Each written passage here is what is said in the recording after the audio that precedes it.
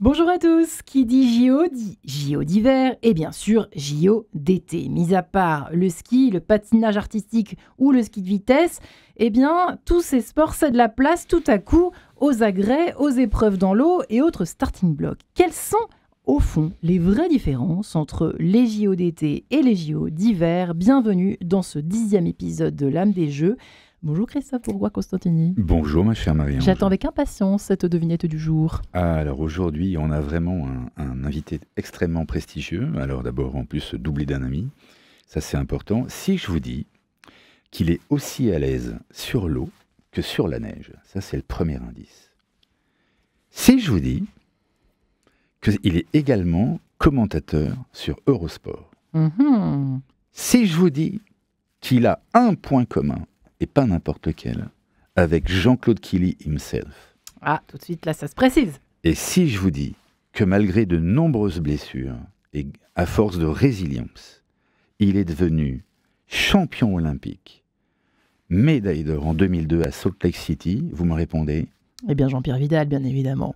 Une victoire, c'est celle-ci qu'on entend tout de suite.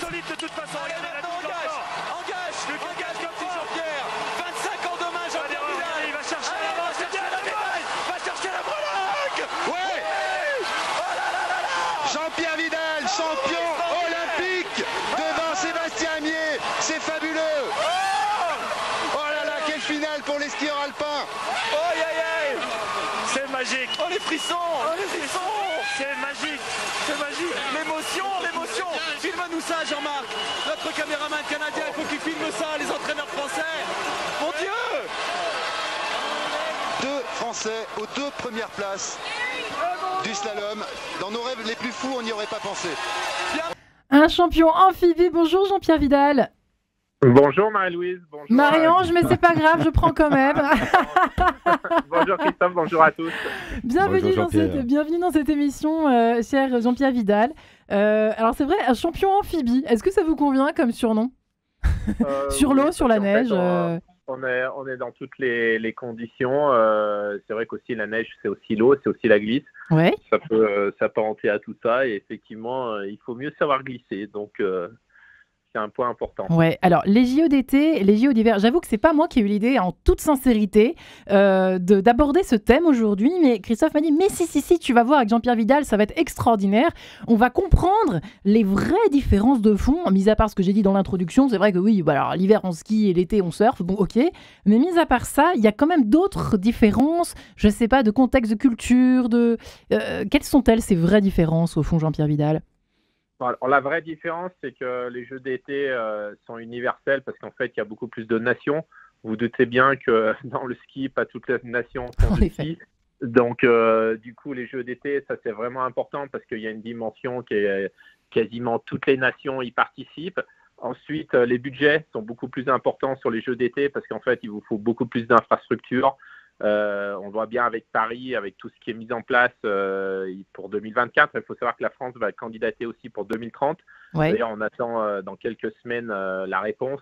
Et ça sera intéressant parce qu'on va vraiment se rendre compte de la différence d'envergure, la différence de résonance aussi. Mais après, bon, les Jeux d'hiver, ce qui est intéressant aussi, c'est qu'on est plus dans des sports d'extérieur parce qu'en fait, on skie dans la nature, sur la montagne. Les infrastructures sont plus, je dirais, déjà ici, en fait, parce qu'on skie sur la montagne, on trace un tracé, et du coup, il y a beaucoup moins de stades à construire, il y a moins de choses à faire. Et puis après, sur les Jeux d'hiver, peut-être la différence aussi, c'est, je dirais, sur les épreuves, il y a un peu moins d'épreuves quand même que sur les Jeux d'été, parce que les Jeux d'été, il y a énormément d'épreuves. Bon, là, on le voit sur Paris, où en fait, on va même faire les épreuves de surf à Tahiti. Donc, en général, les Jeux d'hiver, on arrive quand même à recentrer ça. En tout cas, l'objectif de 2030, ça sera des jeux très compacts. On aura les épreuves de ski Courchevel-Méribel, les épreuves en Haute-Savoie. Donc, ensuite, on aura à Nice un pôle sur le patinage de glace. Mais en fait, on a vraiment cette différence-là qui fait qu'en fait, les Jeux d'été sont beaucoup plus grands. Et effectivement, par contre, la médaille d'or, quand on gagne, c'est le même travail, c'est le même acharnement. Donc là-dessus, il n'y a pas de différence. Secret de champion. Jean-Pierre, vous parliez de la future candidature française, mais il me semble que vous avez participé à une candidature olympique pour Annecy en 2018 de mémoire. Et qu'est-ce que vous en gardez comme leçon et comme facteur clé de succès ou d'insuccès, justement? C'est quoi animer une candidature olympique? Alors, ce qu'il faut savoir, c'est que tout évolue très vite. Comme vous le savez, avec le réchauffement climatique, avec les problématiques aussi budgétaires des États, on se retrouve avec pas mal de complexité justement à attribuer des Jeux Olympiques. Ce qu'il faut savoir, c'est qu'avant, en fait, le processus d'attribution, on avait un processus où en fait, il fallait faire un dossier qui était quasiment fini. Donc nous, pour 2018, on avait carrément un dossier qui était prêt à être organisé. Alors c'était beaucoup d'argent, plus de 30 millions d'euros sur la candidature qui ont été investis pour justement monter tout le dossier. Et ensuite, pour cette candidature-là, on luttait contre les Coréens et on est passé devant le vote du CIO. Et donc, du coup, c'est Pyeongchang qui a eu ces Jeux Olympiques en Corée du Sud, qui ont été d'ailleurs des très beaux JO. Mais vous vous rendez compte, avant, en fait, qu'il y avait énormément de lobbying.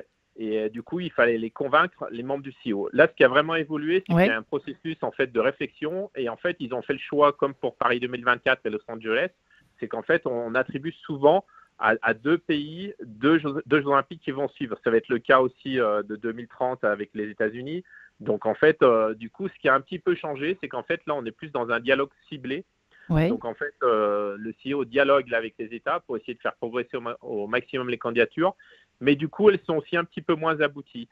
Donc ça a quand même évolué là-dessus. C'est un peu différent aussi parce que du coup, ça se joue moins sur le lobbying, ça se joue plus sur la technicité. Et après, ce qui est le plus important, c'est l'engagement financier des États. Et c'est pour ça que ça devient aussi extrêmement compliqué compte tenu de la géopolitique actuelle. Ouais. Parce qu'en fait, il faut avoir des États qui sont prêts à assumer les déficits. Et on fera le bilan de Paris après JO. Mais c'est vrai que c'est une organisation qui coûte très cher. Il faut surtout être très bon sur toute la politique, je dirais, marketing et aussi du ticketing. On fera le bilan aussi sur Paris, mais ça, c'est vraiment des enjeux qui sont super importants pour la réussite des Jeux et pour limiter au maximum, je dirais, les déficits, parce que forcément, il y a beaucoup d'infrastructures à créer. Et donc, sur des Jeux d'été, on a des Jeux qui sont, je dirais, plus complexes en termes de gestion, parce que compte tenu des infrastructures à faire, des stades à créer, des infrastructures aussi qui sont éphémères. Vous avez vu sur la Concorde à Paris ou sur le Champ de Mars, il y a beaucoup de structures éphémères qu'on va démonter. La piscine de l'Arena à Nanterre, etc. ouais. Ouais, etc. Donc tout cela a un coût. Voilà. Après, je pense qu'il y a beaucoup de choses qu'on n'évalue pas. C'est les retombées d'image qui sont colossales pour un pays. Je pense qu'on l'a bien vu avec l'arrivée de la flamme à Marseille. Vous êtes vu par des milliards de personnes dans le monde entier. Et ça, c'est vraiment important pour l'image d'un pays. Et je crois qu'il n'y a pas d'autre événement qui donne une lumière aussi forte. On ne se rend pas encore compte de l'enjeu de Paris 2024, mais c'est vrai que si on a une super cérémonie avec un grand ciel bleu sur la scène, ce sera vraiment inédit d'avoir une cérémonie en extérieur vue par des milliards de personnes. Ça peut vraiment donner à la France et à Paris une image où les gens ont envie de venir la visiter. Et du coup, des retombées économiques aussi qui seront post-JO. Et c'est vrai que sur les Jeux d'été, il y a énormément de villes qui sont... Ensuite, on l'a bien vu avec Londres. Hein. Londres a vraiment réussi ce passage-là et économiquement, ont eu des très belles retombées économiques post-JO. Ouais. Alors justement, c'est ce que j'allais vous demander. Est-ce que vous savez qu'il y a deux visions, hein. Alors on est très français, on aime bien cogner, on aime bien grogner aussi beaucoup. Certains prétendent qu'on va beaucoup y perdre, certains prétendent qu'on va beaucoup y gagner, des millions. Est-ce que quelle est vous qui connaissez visiblement très très bien les coulisses un petit peu de l'organisation et politique et économique de ces grands événements? Est-ce que vous n'êtes pas devin, évidemment, mais quelle est votre vraie vision le plus sincèrement possible, Jean-Pierre Vidal, alors? Est-ce qu'on va y gagner ou perdre financièrement déjà? Écoutez, je pense que c'est un peu comme en politique en ce moment, c'est qu'on est perdu au niveau de la France et je pense que surtout, c'est qu'on a perdu le pouvoir de rêver. Et aujourd'hui, ce qui est le plus important quand vous avez un projet, c'est de rêver à ce que ça peut être au mieux et de rêver ce que ça peut apporter sur un territoire. Je vais prendre par exemple l'image de ma station La Toussuire. Donc La Toussuire, avant 2002, avant que je sois champion olympique, c'est une petite station, 200 habitants à l'année. peu de kilomètres de piste. En fait, on n'était pas du tout reliés. Suite à mes victoires olympiques, en fait, on a créé le domaine des Cibelles. On a relié 6 stations. On est maintenant le 4e domaine skiable avec 320 km de piste. On est une station à plus de 2000 mètres qui offre d'excellentes conditions. La station s'est développée, il y a eu des projets immobiliers, il y a du développement. Donc en fait, ce qu'il faut bien comprendre, c'est que le sport, à l'instant T, forcément, il y aura un coût et forcément, on sera déficitaire, on le sait déjà tous. Par contre, ce qu'il faut rêver, c'est qu'est-ce que ça va apporter pour nos enfants, pour nos jeunes, Ouais. est-ce que ça va donner pour le sport un modèle dans notre société. Est-ce que les gens vont arrêter de penser que sans effort, on peut arriver à tout? Parce qu'aujourd'hui, en France, je pense que la vraie problématique, elle est là, elle est idéologique. C'est qu'aujourd'hui, en fait, on pense qu'on peut générer du rêve sans travail. C'est une difficulté. Vous êtes le 20e à le plus, dire dans cette émission, c'est terrible. Voilà, et aujourd'hui, ce qui est super important aussi, c'est l'intégration. Les Jeux Olympiques, voilà, il y a tout le monde entier qui est là. Les gens s'affrontent avec toutes les nations dans un but ultime de donner le meilleur de soi-même. Je vais vous dire, pour décrocher une médaille d'or, ce qu'il faut bien comprendre, c'est que moi, aujourd'hui, je suis reconverti dans différents métiers, mais ça n'a rien à voir. C'est de tous les instants. Vous devez penser à l'instant T aux gestes que vous allez faire entre chaque porte pendant 4 ans. Donc, je vous laisse imaginer le travail que ça nécessite. Par exemple, quelqu'un comme Federer, c'est des milliers de coups droits, des centaines de revers qu'on va essayer de faire, de remettre en place. Jean-Pierre, vous savez ce qu'on demandait à Federer, on lui disait pourquoi est-ce que tu fais 300 revers par jour, 300 revers croisés par jour, hein, mon par Dieu. jour. Et il répondait pour ne jamais avoir en faire un en match. C'est assez beau comme image. Je voulais enchaîner sur peut-être un point commun entre les Jeux Olympiques d'hiver et d'été, c'est par exemple le rôle de l'INSEP. On se rend compte que là, pour les Jeux Olympiques, ils ont mis le paquet, que ce soit en développement personnel, que ce soit en recherche, notamment dans le secteur handisport, on en parlera dans une autre émission, mais est-ce que vous pensez que l'INSEP va se pencher sur les Jeux Olympiques d'hiver à un moment donné? Est-ce que vous allez avoir le même soutien ou est-ce que vous l'avez déjà? Alors, en fait, l'INSEP, c'est très bien pour les sports d'été parce qu'en fait, c'est basé à Paris. Et en fait, tous les athlètes y passent une fois dans leur vie, soit pour être testés, soit pour faire de la rééducation, soit pour faire de l'athlétisation. Nous, on a ça au niveau d'Albertville. En fait, on a créé en gros un INSEP on va dire pour la Fédération française de ski. Malheureusement, c'est pas encore déployé sur les autres sports, mais en fait, pour la Fédération française de ski, on a vraiment cet outil.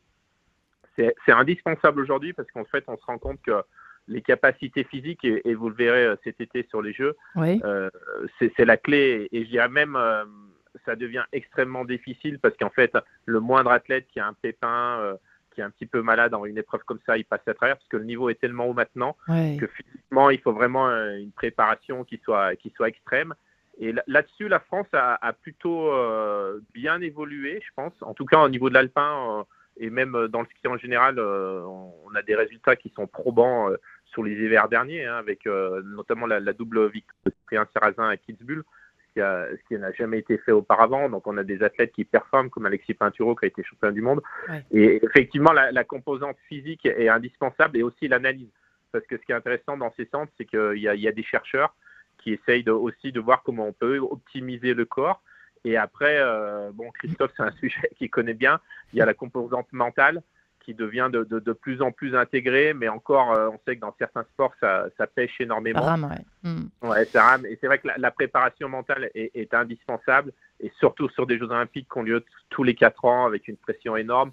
Là, je vous laisse imaginer à Paris la pression, par exemple, de Léon Marchand, voilà, un athlète que tout le monde attend. Bon, il a fait le choix de se préparer aux États-Unis. À mon avis, c'est plutôt une bonne chose.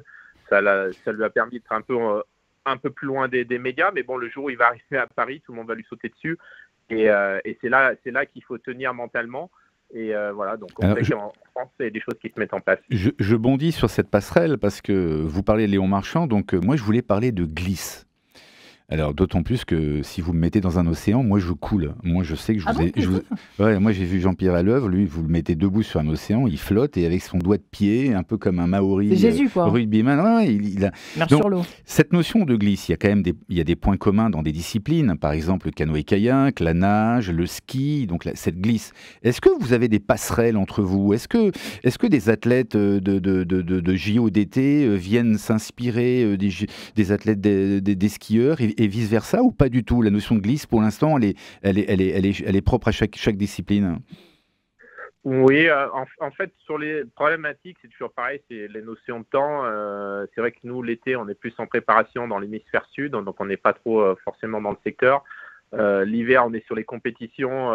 Ça nous est arrivé de rencontrer dans ma carrière. Moi, c'est vrai que Alain Bernard ou des athlètes comme ça, on peut échanger.